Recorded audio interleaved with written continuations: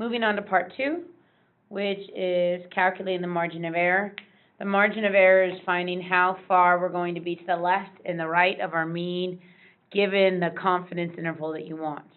Okay, so here's the formula we're going to use, margin of error. And if you notice, I have my critical score right here.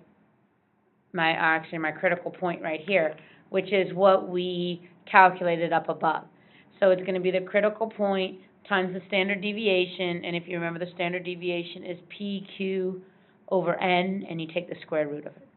Okay, so the same thing as above. The first step you're going to do is you're going to calculate your critical point using the steps we did way up above. Okay, and here's the thing, your critical points don't change. So now that you know what 95% is, you have that. Now that you know what 90% is, you have that. So there might be some that you see a lot that you might naturally memorize. If not, you'll have to go through the process. The next thing you do is you multiply it by the standard deviation. Remember, the P is the success proportion, and then the Q is the alternate. It's 1 minus the P, and the N is the sample. Okay?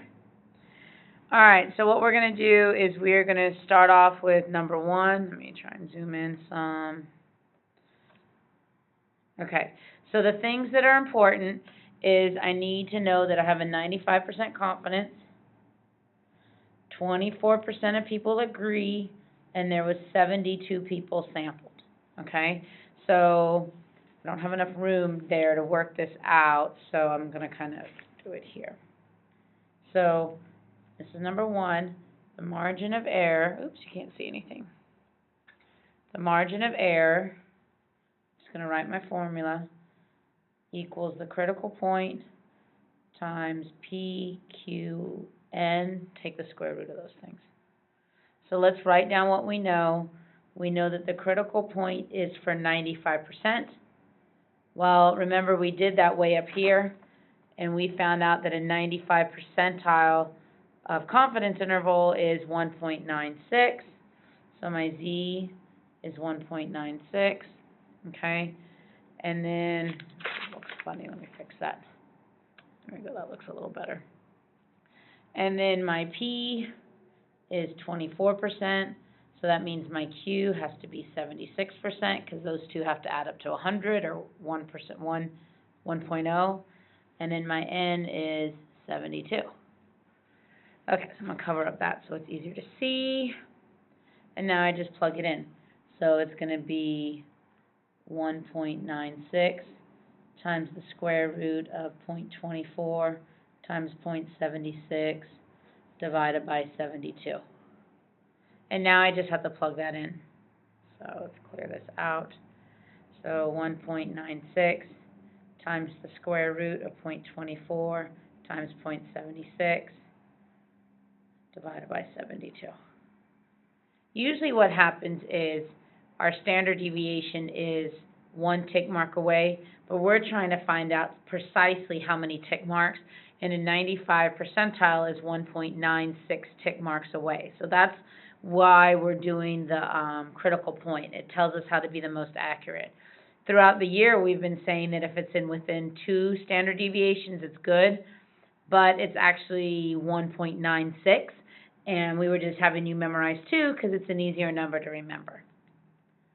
Okay, so what I have now is that my margin of error, can't write and keep this up here, is 0.0987.